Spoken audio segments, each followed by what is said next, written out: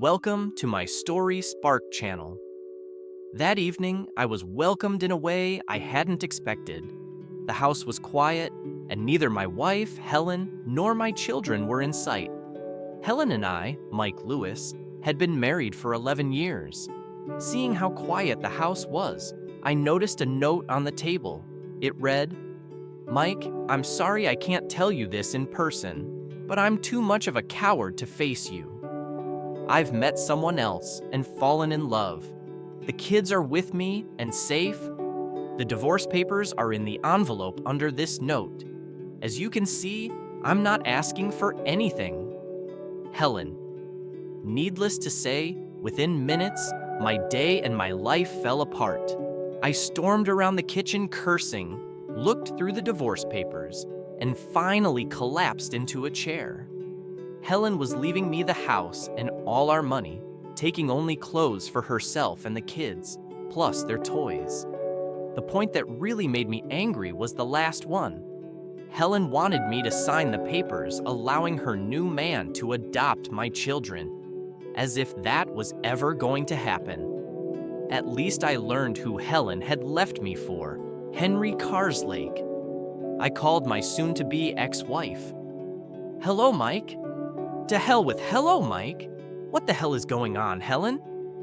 "As I already said in my note, I met someone else and fell in love with him." "Yes, sure. Nobody just leaves a marriage and sleeps with a guy out of the blue. At least this tells me you two have been having sex. I just hope it wasn't in our bed." "Number, please stop swearing and behave civilly," Helen replied. "Civil? To hell with civility, you traitor. You can get your divorce and stay with that jerk, but I'm not giving my kids up for adoption. Tell Mr. Big Shot he can go to hell." I slammed the phone down. After taking a shower and changing clothes, I went out to grab a bite to eat since cooking in my mood wasn't an option. The food was decent, and afterward, I decided to stop by a bar and have a few drinks. Considering that today had been a total disaster, I figured I deserved it. The man my wife left me for was the owner of the construction company, Carslake Construction. I had done some work for his company in the past, but now everything was about to change. At the bar, I was spotted by my friend, Paul. "I don't see you here often, Mike. Did you manage to escape the family for the evening?" "Something like that, Paul. I came home to an empty house and a packet of divorce papers." "Helen is divorcing you? Damn, I didn't see that coming." "Neither did I, Paul. Neither did I. She moved in with Henry Carslake." "What? You mean Henry Carslake from Carslake Construction?" "Yeah, that's the one. I guess she fell in love with him." "What are you going to do, Mike?" "I'll give her the divorce. She doesn't want anything from me, so I'll sign the papers and be rid of her. There was another form she wanted me to sign, but I already threw it in the trash." "What form?" Paul asked. "She wants me to give up the kids for adoption to him. That's never going to happen in this lifetime." Paul shook his head in disgust. "One thing's for sure, Carslake can kiss my ass." I was supposed to start working for him on Monday. Screw that. I'll find another job. I signed the divorce papers. The adoption form for my kids ended up in the trash where it belonged. Helen tried to plead with me, but I didn't give in. In the end, she gave up. At the time of the divorce, Chloe was 10 and Lee was 8 years old. I wanted to get revenge on Carslake, but I didn't want to end up in jail because of it. I never showed up for work on Monday, and strangely, no one followed up to make me complete the job. Part of my revenge on Carslake happened without me even having to do anything. It came about as a result of my conversation with Paul. When word got out about what happened, most local contractors refused to work with Carslake Construction. They realized he had wronged me, and as payback, refused to take on his projects. Of course, old Henry found other contractors, but they were cowboys, and the quality of work suffered. A few times, I was asked to provide quotes for jobs, but when I found out it was for Carslake, I didn't even bother sending the quotes. 6 months later, my divorce was finalized. 3 months after that, Helen and the jerk got married. I took the kids for a week while they went on their honeymoon. I didn't do it to help them. I just figured a week was better than the weekends I was getting now. What really pissed me off was a question from my daughter, Chloe. "Dad, why did you send us to live with Mom and Henry?" "What? I didn't send you. Your mother took you because she doesn't love me anymore. If it were up to me, you could have stayed here," I replied, assuring Chloe that this wasn't my decision. I was planning to have a talk with Helen about it when Helen rang the doorbell to pick up the kids. She came in all handy and smiling. Her smile vanished when I started talking to her. "Stop lying and talking nonsense, Helen. From now on, tell the kids the truth. If you don't, I will. They now know that I never asked you to take them. If I could, I would fight for custody tomorrow." Helen left in anger.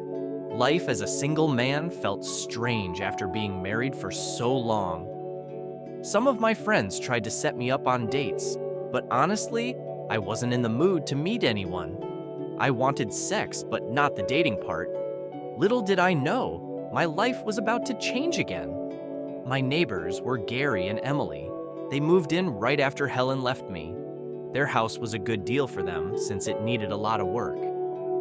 Emily worked as a secretary, and Gary had recently left the army. We got along well, and they seemed like a nice couple. When we ran into each other, they would chat with me. Then tragedy struck. One day, Gary collapsed at work. Paramedics and a doctor arrived within 10 minutes, but Gary was pronounced dead at the scene. The autopsy revealed that he had died from a subdural hematoma. Emily was devastated and left all alone. I offered her my friendship and support. Gary's parents had passed away, and Emily's parents were on vacation in Europe. Not wanting to leave her alone, I walked her to my house and poured us both a drink. I listened as Emily cried and talked about her future plans. Eventually, she broke down and fell asleep on my couch. I covered her with a blanket and slept in the armchair, just in case she woke up during the night. The next morning, Emily was leaving just as Helen was dropping off the kids. "Glad to see you're not wasting any time, Mike," Helen said. "Stop it, Helen. The poor woman just lost her husband." Helen looked at me, then turned to talk to the kids. Later that day, I explained to them why Emily was leaving the house. Chloe looked sad, and I don't think Lee fully understood what was going on. Over the next few weeks, I kept checking in on Emily. She was trying her best to hold herself together, but was struggling. I started helping her with repairs around the house, and the kids liked spending time there too. Chloe seemed to develop a fondness for Emily, often saying, "She's nice, Dad. I'm glad you're helping her." It wasn't long before our friendship deepened.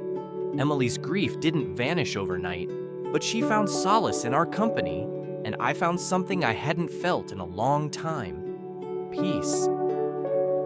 We didn't rush into anything, but over time, our bond grew stronger. Helen, of course, had something to say about it, but I stopped letting her comments get to me.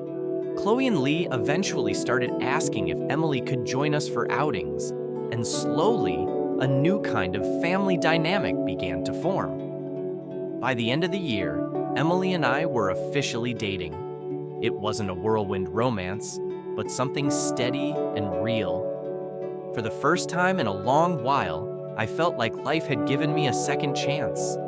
And as for Helen and Henry, let's just say, karma has a funny way of balancing the scales, but that's a story for another time.